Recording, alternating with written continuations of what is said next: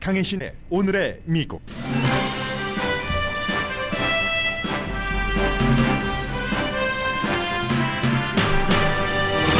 정확하게 24시간 있으면 46대 조셉 바이든 대통령 당선인이 대통령으로 취임합니다. 트럼프 대통령은 앤드류 존슨 이후 처음으로 후임 대통령의 취임식에 참석하지 않는 대통령이 됩니다. 반면 공화당 미치 매코넬 상원 대표가 내일 아침 조 바이든 당선인이 취임식하기 직전에 함께 교회에 갈 것으로 알려졌습니다. 바이든 대통령 취임식 경비는 철저하지만 연방수사국은 무장한 극우 극단주의자가 방위군을 가장한 음모를 꾸민다고 파악한 것으로 보도됩니다. 의사당 난입사건 주모자들의 취임식에서의 어떠한 행위도 위협으로 다가오고 있습니다. 그들 가운데 의사당 난입 당시 의회 경찰에게 나는 당신 보스의 명령을 시행 중이라고 말하거나 아니면 그 이후 TV에 출연해서 그렇기 때문에 사면받아야 된다는 주장까지 한 난입자들도 있습니다. 이들의 행동이 주목됩니다. 의사당에 난입한 사람들을 지휘하고 낸시 펠로시 하원 의장 컴퓨터를 훔쳐간 용의자가 자수했습니다. 22살의 여성입니다. 수사당국은 컴퓨터를 러시아에 팔려고 한 정황을 수사 중입니다. 바이든 당선인은 취임식이 끝나자마자 서류 미비자와 드리머들이 영주권을 신청할 수 있는 안을 의회에 보내고 트럼프 대통령이 어제 밝힌 영국인 등의 여행자 입국 규제 해제를 원 위치로 돌릴 예정입니다. 미국 역사상 처음 공개적인 성전환자가 보건복지부 차관에 지명될 것으로 알려졌습니다. 소아과 의사인 펜실베니아의 현재 보건복지부 장관입니다. 자넷 옐런 재무장관 지명자를 포함한 장관 지명자들의 인준청문회가 오늘 시작됐습니다. 도널드 트럼프 45대 미국 대통령의 퇴장은 등장과 비슷합니다. 유난히 충성을 강요한 그의 곁에 충신들은 없고 가족만 남았습니다. 권력으로는 마지막 권한인 사명권만 남았습니다. 여러분 안녕하십니까? 오늘의 미국 강혜신입니다. 오늘은 도널드 트럼프 대통령에게는 임기 마지막 남은 하루, 정말 이제 24시간에서 2분 40몇 초, 약 3분 정도 빼고 24시간이 남았습니다. 반면에 바이든 대통령 당선자에게는 대통령으로 취임하기 전에 이제 약 24시간이 하루 남은 그때입니다. 미국이 건국이 되고 나서 지금까지 딱 한 번만 전임 대통령이 후임 대통령 취임식에 참석하지 않았는데 그게 앤드류 존슨이고, 앤드류 존슨은 이제 전부 아시는 것처럼 빌 클린턴 전 대통령 또 트럼프 대통령과 마찬가지로 하원에서 탄핵을 받았었던 그런 그 대통령입니다. 그 이후에 처음으로 미국에서 권력 이양을 평화적으로 한다는 민주주의를 보여주는 가장 큰 상징이 대통령의 취임식에 전임 대통령이 오고 하는 것이었는데 그 전통이 깨진 것이 미국으로서는 굉장한 상처입니다. 역사적으로 무지무지한 상처이기 때문에 요즘 그 역사학자들은 굉장히 그 충격을 받고 있습니다. 차기 대통령을 백악관에 초대하지도 않았고, 지금 들어오고 있는 뉴스에 따르면 트럼프 대통령이 백악관에 초대하지는 않지만 그래도 뭐 편지 형식의 메모 정도는 남길까 말까, 그냥 갈까 남길까를 지금 생각하고 있는 중이라고 합니다. 그리고 원래는 대통령이 이제 전임 대통령이 나갈 때도 예포를 발사하고 여러 가지 그 예우 이벤트가 있죠. 그 이벤트를 거창하게 좀 군사적인 퍼레이드 같은 것을 하기를 원했었다고 하는데 지금으로서는 그 같은 계획은 지금 보여지지 않고 있습니다. 그리고 지금도 본인이 대통령이라고 주장 내지는 우기고 있습니다. 그런데 여기서 중요한 것이 미국 국민의 65%는 바이든 대통령 당선자가 합법적인 대통령이라고 믿습니다. 65%밖에 안 됩니다. 100%가 아니라.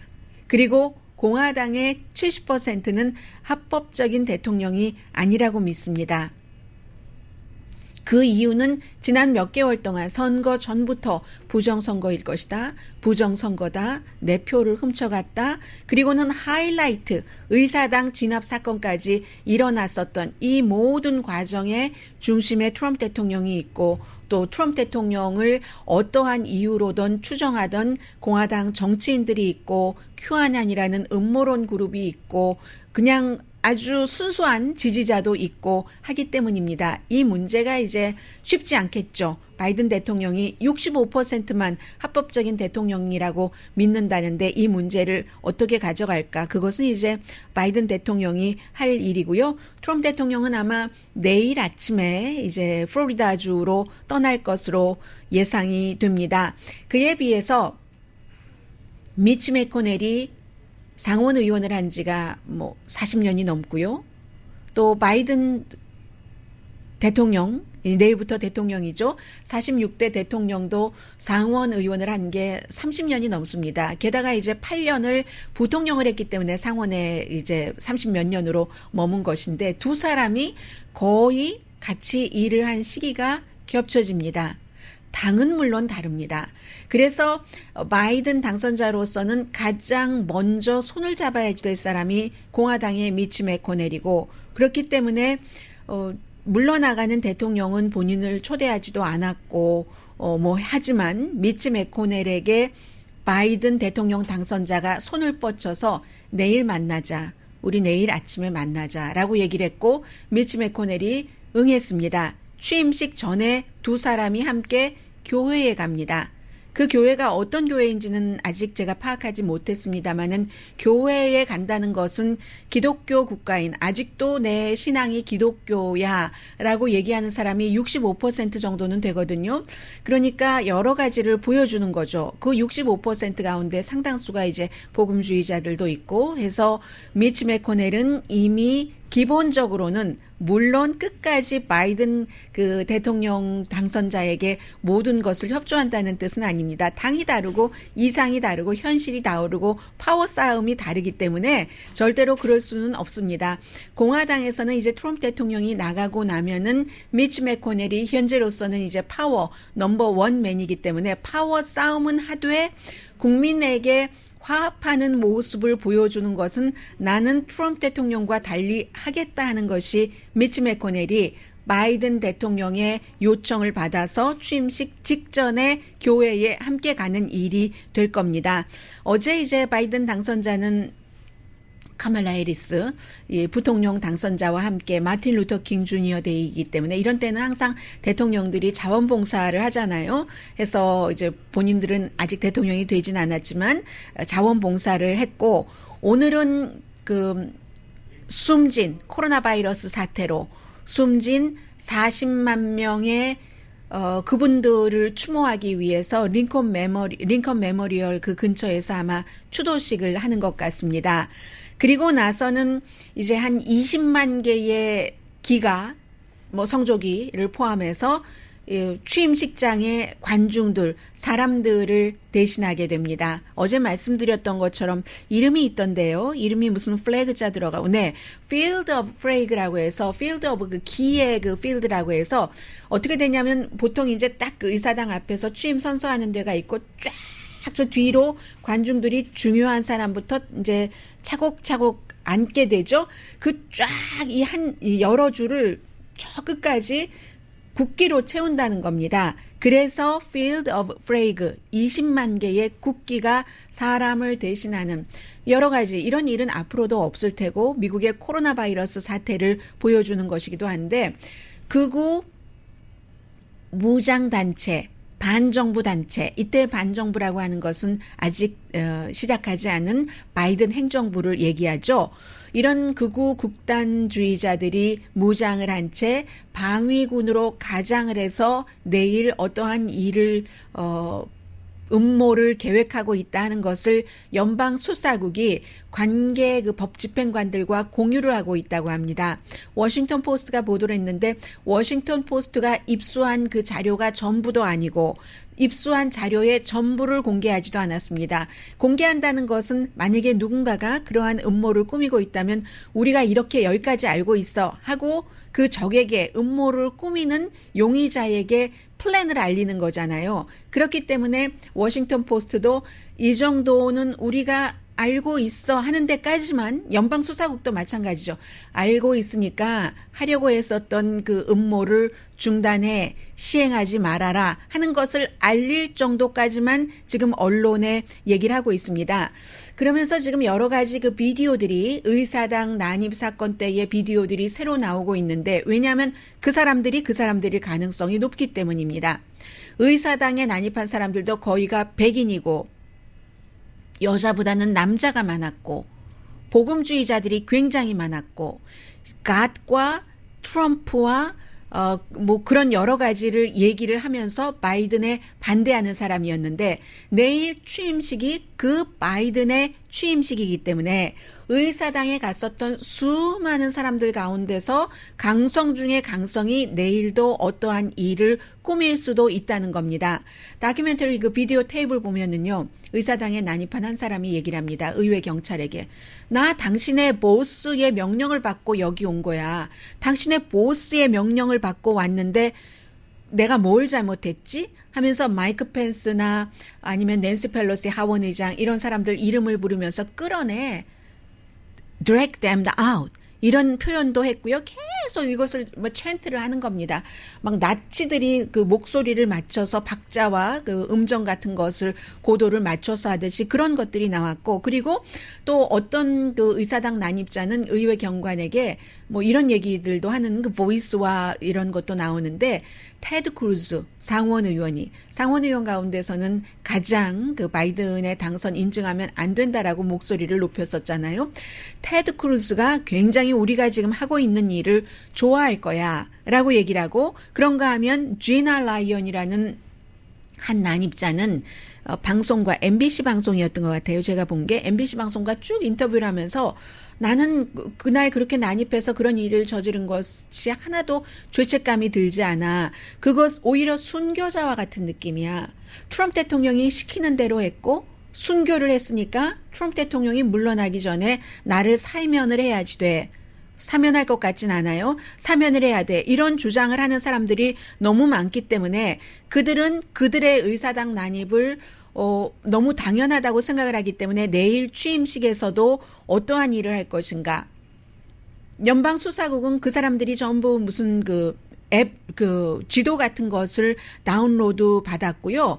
그리고 의사당에 난입한 사람들 가운데 적어도 2명은 전에 뭐 방위군이었거나 법집행관이었거나 하기 때문에 이번에도 어제도 보도를 해드렸던 것처럼 방위군을 가장한 누군가가 있다던가 아니면 방위군이 뭐 그냥 방조를 하거나 도와주거나 할 수도 있다라고도 보는 것이고, 방위군 사령관은 절대로 그런 일 없다고 얘기하죠. 우리 25,000명 신원 체크 철저히 했고 당연히 했겠죠. 그리고 방위군 사령관이 내 부하 가운데서 뭐 말하자면 또 다른 내란 음모를 꾸밀 사람이 있어. 이렇게 인정을 할 수가 없죠. 국방부도 마찬가지고 절대로. 그러나 연방수사국은 군 당국이 아닙니다.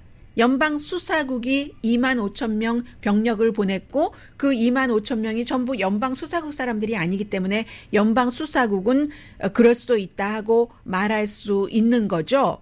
그래서 이제 굉장히 역사상 이 정도의 그 경계태세가 강화된 그 취임식은 없을 테고요. 내일 그 취임식은 오늘의 미국이 시작되는 시간이기 때문에 제가 여러분들께 그 취임식을 생중계를 라이브로 중계를 해드리겠습니다. 그리고 만약에 이제 취임식이 끝났어요. 취임식에 뭐 여러 가지 일이 있죠. 22살의 시인이 시를 읊는다던가 이게 이제 여러 가지 상징을 그 얘기를 하잖아요.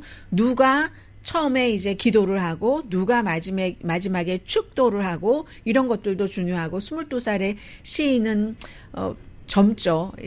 항상 미국의 그 대통령 취임식에는 누군가가 시를 읊잖아요. 이번에는 젊은 시인이고 또 취임식을 위해서 특별히 시를 거의 새로 씁니다. 예전에 그 존 F 케네디 때 그 로버트 프로스트가 가지하는 길에 프로스트가 그 취임식을 위해서 그 시를 썼는데 그게 날아가 버려서 다 외우지 못해서 다른 거로 대체했던 이런 일이 있지만 취임식을 위해서 시를 쓰는 22살의 이 젊은 그 여성 시인이에요. 뭐 상도 많이 받고 했습니다. 인터뷰를 하는 것을 들어보니까 과거의 그 많은 그 역사적인 인물, 역사적인 사건에 대해서 굉장히 많이 리서치를 했다고 하더군요. 결국은 바이든 대통령의 취임사와 연결이 되는 단합과 화합 이런 것을 하는 그런 취임식을 할 테고, 그것이 끝나고 나면은 끝나자마자 바로 이제 그 직무가 시작이 되니까 트럼프 대통령이 넘버 원으로 의회에 보낼게, 이것을 단순하게 그냥 행정명령으로 땅땅하겠다는 것은 아닙니다. 그게 안 될 경우는 행정명령으로 가겠죠. 의회에 이민자들에 대한 것부터 보내겠다는 얘기입니다. 그래서 이민을 중요하게 생각한다는 것, 이민을 중요하게 생각하는데 오바마 행정부와는 조금 달리 왜 이런 문제가 일어났고 어떻게 고쳐야지 되는가 하는 뿌리에 들어간다는 얘기고, 그 밖에 여러 가지 실제적인 일을 한다는 거거든요. 그런 그 실제적인 일에 대해서는 잠시 뒤에 말씀드리겠습니다.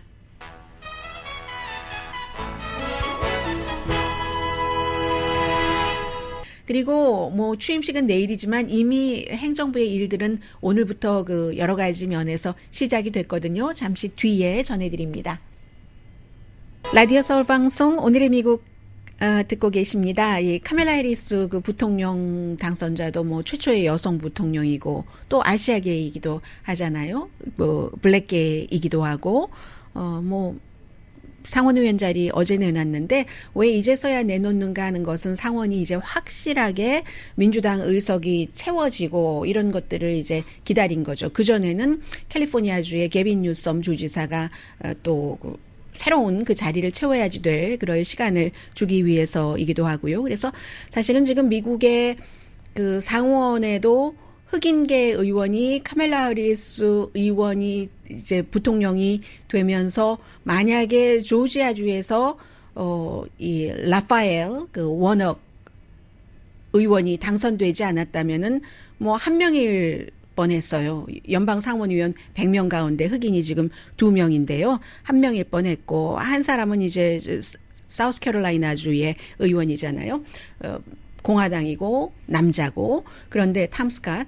그런데 이제 그랬고, 지금까지 연방 상원 의원의 아프리칸 아메리칸은 딱 10명밖에 없었습니다. 뭐 제일 상징적으로 카멜라 해리스 이전에 그 버락 오바마 전 대통령이 있었고, 또 이번에 예비 선거에 나왔었던 코리 부커도 있었고, 카멜라 해리스 그 상원 의원은 상원 의원 흑인 가운데 여자는 2명밖에 그 없었거든요. 그래서 지금은 이제 여자가 없죠. 2명 다 남자죠. 한 명은 공화당 사우스캐롤라이나, 또 한 명은 조지아주의 초선 의원이 되겠는데, 제일 처음에는 그 캐롤 모슬리 브라운이라고 여러분 기억하실지 모르겠어요. 1993년도에 그 당시에 이제 올해의 여성으로 여러 군데서 딱 그 선택이 됐었고, 클린턴 시대잖아요. 나중에는 이제 뉴질랜드 대사를 했는데, 이렇게 부통령 당선자도 항상 부통령은 그렇잖아요. 대통령 뒤에 가려져 있는데, 카멜라 해리스도 굉장히 아주 특별한 이력 같은 것을 갖고 있는 그 사람이고요. 그리고 이제 바이든 당선자는 내일 이제 취임식 끝나고 나면은 이 이민 문제를 이렇게 하기로 했습니다. 서류 미비자 가운데서 여러 가지 그 자격이 갖춰지는, 그 자격이 갖춰지는 것 가운데 하나가 1월 1일부터 미국에서 있었어야지만 됩니다. 이 이후에 오거나 이러면 안 됩니다. 그리고 뭐 세금도 냈어야지 되고 여러 가지 자격이 있어서 그런 사람들을 임시로 5년 동안을 이제 그 신원조회 같은 것을 충분히 하고, 그리고 나서 그 영주권을 신청을 하고 3년 뒤에 또 그 시민권을 신청을 하고, 그렇게 하고, 드리머 같은 경우에는 곧바로 지금 영주권을 신청할 수 있도록 하는 안을 의회에 보낸다는 겁니다. 그런데 이제 뿌리를 해결하겠다고 얘기를 하는데, 이민 이 문제가 해결되지 않는 것 가운데 하나가 이제 공화당이 싫어하는 그런 것들이 많이 있고요. 왜 지금 또 바이든 대통령이 이제 취임한다고 해서 캐리반 남미 쪽에서, 중남미 쪽에서 쫙 사람들이 걸어서 미국으로 난민 신청을 하려고 지금 오고 있잖아요. 오고 있어서 이제 중간에 저 아래서부터 와서 뭐 쭉쭉쭉 과테말라까지 오고, 어디서 오고, 멕시코 오고, 미국에 와야지 되는데, 그런데 이제 다 받아들이지는 않죠. 물 한 모금 마시겠습니다.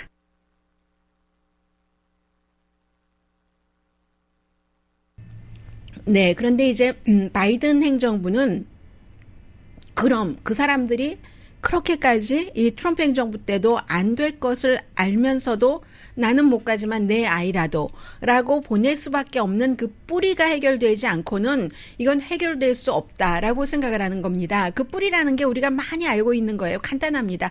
왜 중미 난민은 그렇게 못 사는가? 왜 그렇게 범죄가 많은가? 왜 그렇게 갱단이 많은가? 이런 것들을 미국이 좀 도와줄 수도 있다는 거죠. 그리고 이제 엘살바도르 같은 경우는 미국이 그 정치라든가 이런 많은 것에 개입을 했었기 때문에 그 나라가 망가진 것도 있고, 그래서 또 난민을 받아들이기도 했고, 그런 것까지 무조건 아메리카 퍼스트를 하지는 않는다는 이런 그 입장이 조금 다르고요. 그리고 오바마 행정부 때와 또 다른 것은 오바마 행정부 때는 딱 들어가고 나니까 경제가 너무너무 엉망진창이 돼버렸기 때문에 생각보다 이 경제 우선순위가 있었고, 그리고 오바마 대통령이 그 당시에 이제 뒤에 역사가들이 분석하기를 어떤 마음이 있었냐면은 본인이 이제 그 흑인으로서 처음에 대통령이 된 사람이니까 인종이라든가 이런 이민이라든가 소수에 관해서 너무 많이 처음부터 해주는 것, 이런 인상을 주고 싶지도 않았고, 그리고 또 하나는 그 공화당이 그 반대할 것들도 많이 있고 하기 때문에 뒤에는, 그래서 이제 주춤주춤 하다가 나중에는 이게 의회에서 해결되지 않으니까 행정명령으로 이 드리머 같은 낙하 같은 것을 만들어냈는데, 사실은 오바마 대통령이 처음에 들어갔었을 때는 하원 또 상원, 백악관이 전부 민주당이었습니다. 이때에 딱 그냥 잡고 해결을 했으면 되는데 그 당시에는 경제 우선이다 해서 경제를 갖고, 그리고 다 공화당까지도 합의를 할 때 일을 하고 싶었던 게 이제 뭐 철학자스러운 오바마의 마음이었던 거죠. 그래서 그 당시에 라티노들이 아니 우리가 뽑아줬는데 우리 일을 처리를 빨리 안 해줘 하면서 2년 뒤에 중간 선거에서 그냥 민주당을 아주 많이 의석을 잃어버리게 했었잖아요. 바이든 그 대통령 당선자는 그것을 경험을 했기 때문에 그 당시에 실수를 알기 때문에 처음부터 하겠다는 겁니다. 상원이 많은 의석 차이는 아니지만 거의 모든 중요한 것은 과반수로 통과가 되니까 이게 상원, 하원, 이 그 백악관까지 다 민주당이 잡고 있을 때 중간 선거 가기 전에 2년 전에 단기적인 것을 빨리 잘 처리를 해서 2년 뒤에 중간 선거에서는 의석을 하원과 상원에서 더 늘리게 하겠다는 겁니다. 정치적인 목적도 들어가 있는 거예요. 여기에 이민 이슈에 아주 그 컴패션 이런 것만 들어가 있는 게 아니라 그런 순서로 지금 하고 있다고 보시면 될 것 같고요. 그리고 국경 문제도 이민에 있어서 그 나라의 문제도 해결돼야지 되고 국경 문제도 해결이 돼야지 되는데, 고맙습니다. 네. 이 주애랑 국장께서 물 떠다 주셨어요. 물력이 있습니다. 고맙습니다. 저희는 이런 회사예요. 아주 동료애가 돈독하답니다. 그래서 이제 국경 문제에 대해서는 국경을 통해서 마약 같은 것이 많이 들어오지 않거든요. 이 그 담 넘어서 들어오는, 담을 쌓고 있는 그런 곳으로 절대 안 들어오거든요. 굉장히 좀 세련되게 세비하게 들어오거든요. 그래서 그런 곳은 테크놀로지 같은 것으로 감시를 한다. 국경을 넘어 들어오고 있는 것에 결국은 그 트럼프 대통령이 벽을 쌓지 못하고 나갔는데 그 다 쌓기도 힘들고요. 2,000마일이 넘는데 어떻게 다 벽을 쌓겠습니까? 그리고 다른 방법으로 하겠다 하는 게 이제 바이든의 우선순위고요. 또 하나는 그 캐나다가 이것은 싫어하는데요. 캐나다와 미국 뭐 아이다호를 포함한 이쪽 그 서쪽 이쪽에 쭉 그 파이프라인을 그 키스톤 파이프라인을 쭉 연결을 한다는 건데 1,200마일이나 됩니다. 그것도 2008년도에 TC 에너지라는 회사에서 이걸 제안을 했어요. 한 80억 달러 정도가 들어가는 프로젝트였는데, 그러다가 2008년도에 시작을 했는데 2015년도에 오바마 행정부에서 그 당시에는 이제 기후 변화를 가장 가장 큰 그 앞에 내세우는 것으로 해서 이것을 허락을 해주지 않았습니다.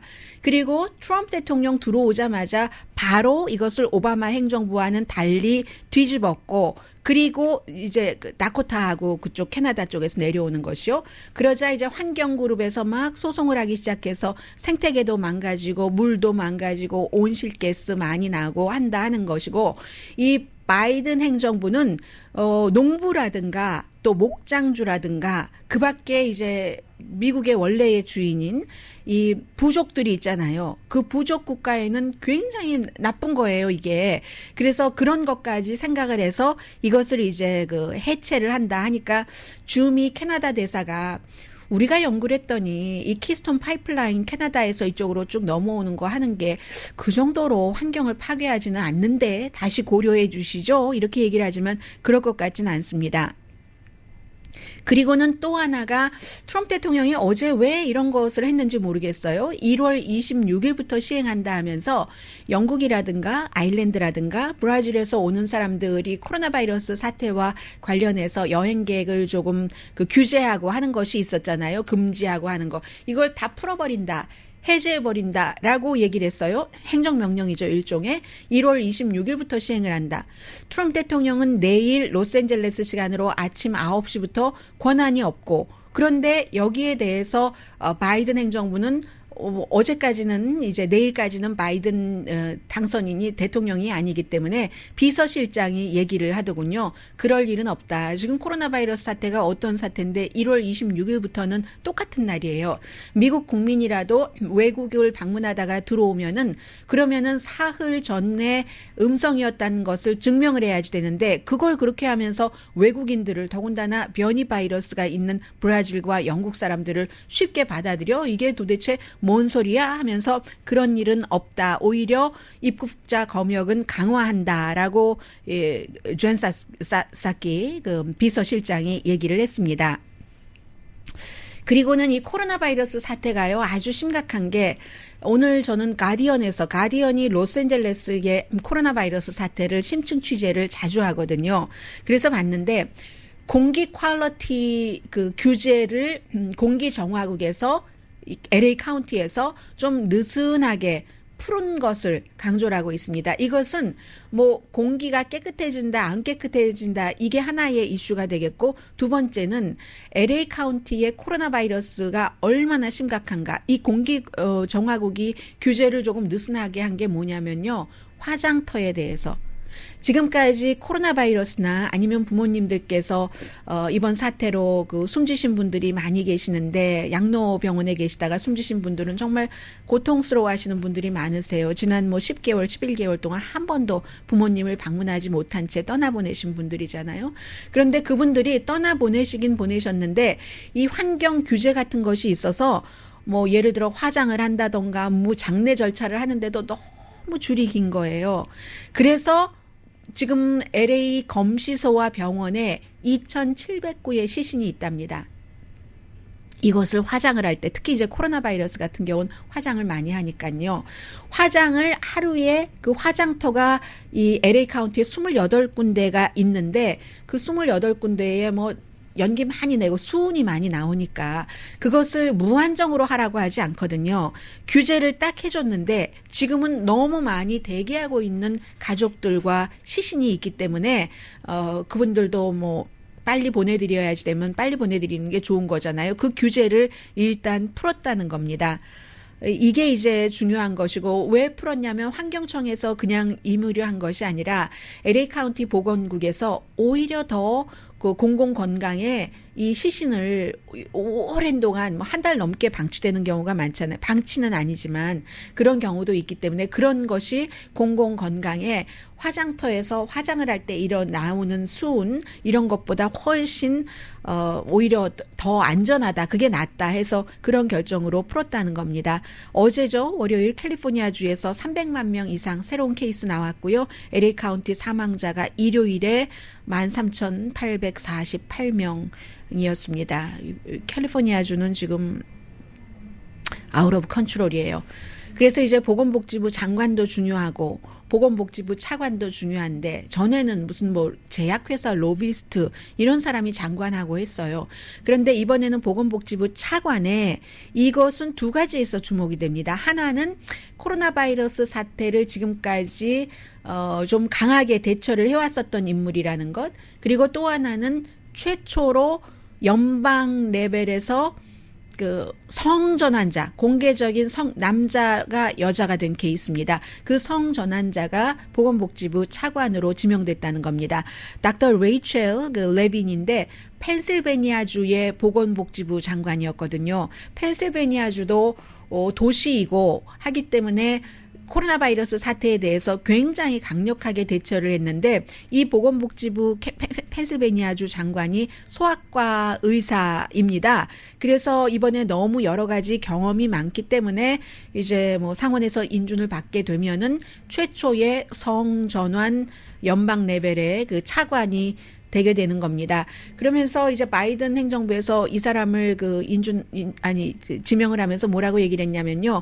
코로나 바이러스는 우리가 경제와 함께 가야지 되는 것이고 건강에서 중요하게 생각되는 것은 집 코드에 상관없이 인종, 종교, 또 남녀 뭐 이런 모든 것에 장애냐 아니냐 이런 것에 상관없이 모든 사람을 아주 합리적으로 다 살려내야지 된다. 그러기에 이 지금 펜실베니아주의 그 보건복지부 장관이 이 의사 출신이고 하니까 적격이다라고 얘기를 합니다. 그리고 이제 오늘 이미 그 인준 청문회가 시작이 됐습니다. 내일부터 이제 조지아주의 조지아주의 최초의 유대계 연방 상원의원, 조지아주 최초의 흑인계 상원의원 2명이 이제 뭐 선서하고 그리고 이제 의정 활동을 시작을 하게 되는데 청문회는 오늘 시작을 했어요. 그래서 여러 명이네요. 굉장히 여러 명인데 5명 정도 오늘 청문회를 하는데 가장 중요한 사람은 자넷 옐런 연방 전 준비제도 의장이었고 지금은 이제 재무장관 지명자죠. 지금 오프닝 스테이트먼트 같은 거 나온 것을 보니까 다음번에 경기부양책은 아주 크게 해야지 된다. 아주 크게 하지 않으면 우리 미국이 이 코로나 바이러스 사태로 인해서 더 오래 고통을 겪을 것이다 라고 얘기를 했고요. 그리고 자넷 옐런 연준 의장은 뭐 여러 가지 지금까지 해왔었던 일도 있고 인지도도 있고 하기 때문에 인준받는데 어려움 없을 겁니다. 첫 번째 미국의 여성 재무장관, 미국이 도대체 몇 년이 됐어요? 재무장관이 있은 지가 첫 번째 여성 재무장관이 된다는 겁니다. 잠시 뒤에 존 로버츠 연방 대법원장에 관한 얘기도 있고요. 그리고 낸시 펠로시 하원 의장의 랩탑은 어떻게 된 것인가 전해드립니다.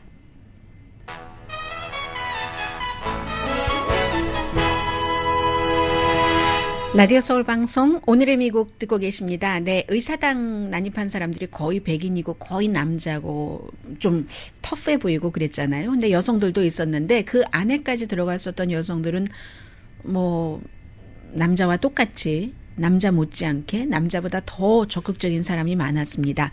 어제 자수한 릴리 준 윌리엄스라는 22살의 헬스케어 워커로 일을 했었다고 하더군요. 그 어머니가 얘기하시는 거 들어보니까 그 필라델피아에서 살고 있었는데 이 여성인데 자수를 했는데 이 여성 그 비디오를 보니까요. 저는 영국의 ITV 뉴스라는 아주 오래된 역사가 있는 그런 그 텔레비전 방송국이 한 80년 이상 된 그거 보니까 기자가 집에 아파트먼트에 가서 어머니를 만나고 하는데 보고 그리고 그 전에 이제 그 비디오를 보니까 이 여성이 마치 60년대 이런 때의 어떤 베트남전 반전 학생운동하는 그런 운동의 기수처럼 사람들에게 아주 그 터프해요. 올라가라고 이쪽으로 가라고 이제 지시를 합니다. 지시를 하고 당신 가 이런 식으로 그게 이제 뭐 누구의 방으로 가라는 낸시 펠로시 그쪽으로 가라는 그런 지시를 하는 테이프도 있었는데 결국은 전에 로맨틱 관계였던 그 남자가 팁을 주고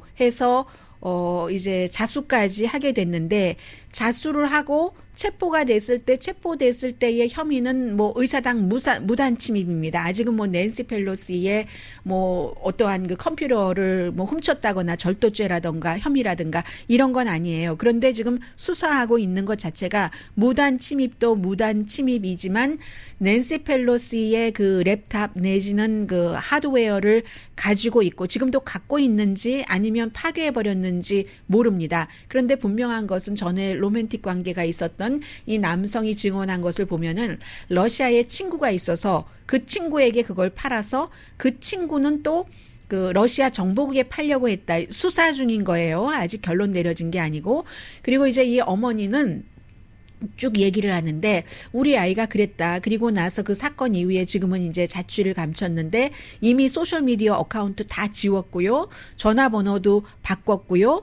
언젠가부터 우리 딸아이가 트럼프 대통령의 정책에 관심을 갖게 되더라. 이런 얘기를 했고, 그리고 나서는 이제 극우 그 메시지 보드 온라인을 통해서 서로 막 얘기하고 했었던 거죠. 그래서 이 어머니는 그 영국의 그 ITV의 기자에게 얘기를 할 때, 아니, 주모자는 걔 22살밖에 안 된 아이야.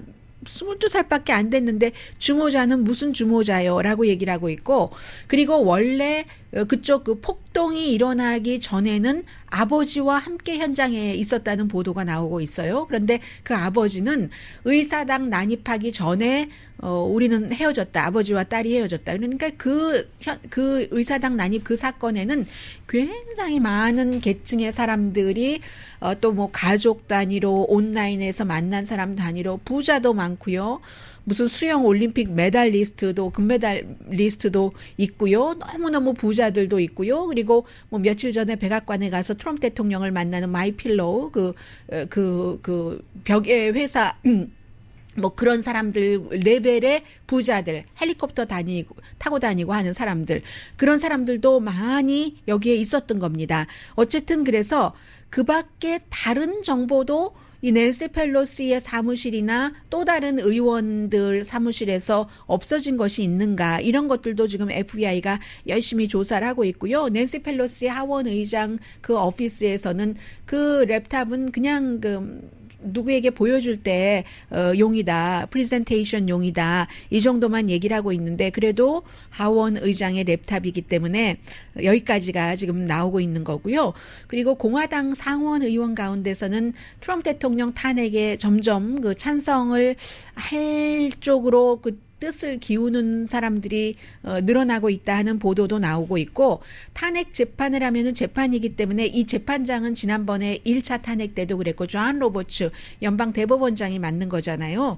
그런데 이 존 로버츠 연방 대법원장이 맡기를 원치를 않는답니다. 공개적으로는 아직 밝히지 않았는데 지난번에 한번 맡아보니까 연방 대법원을 정치에서 멀리하고 싶은데 대통령 탄핵이라는 것은 분명히 지금 정치적으로 되는 것이기 때문에 정치적이기도 하지만 법적이기도 하는 거잖아요. 탄핵 재판이고 상원에서 재판이 있는 것이고 그 재판장을 연방 최고의 높은 사람인 대법원장이 하는 건데 지난번에 했더니 무슨 연방 대법원이 완전히 뭐 트럼프 편을 들어주고 있네 공화당 편을 들어주고 있네 하기 때문에 좌파의 타깃이 됐다는 거예요. 결국은 연방 대법원장이. 그래서 이번에는 하고 싶지 않다고 하고 싶지 않다고 할 수 있느냐 할 수 없느냐 마이크 펜스 부통령과 비교를 해보면 마이크 펜스 부통령은 절대로 그 트럼프 대통령이 아닌 것을 트럼프 대통령을 대통령 당선자로 만들어 놓을 수 있는 권한이 없었습니다. 그런데 이번에는 조금 다른 면이 있는가 봐요. 해석하는 데 따라서.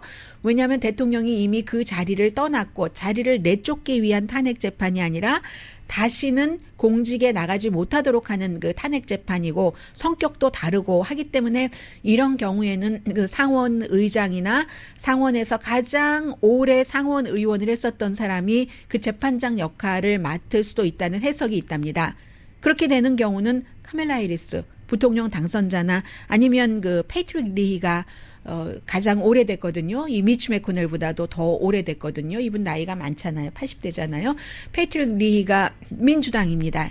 민주당 버몬트가 지역구인 해서 그 버니 샌더스와 같은 그 지역구인 해서 이번에는 존 로버츠가 맡을지 맡지 않을지 그걸 또 잘 모르겠고요. 이제 정말로 마지막입니다. 떠나가는 대통령의 모습 뒷모습에 대해서 잠시 뒤에 전해드립니다.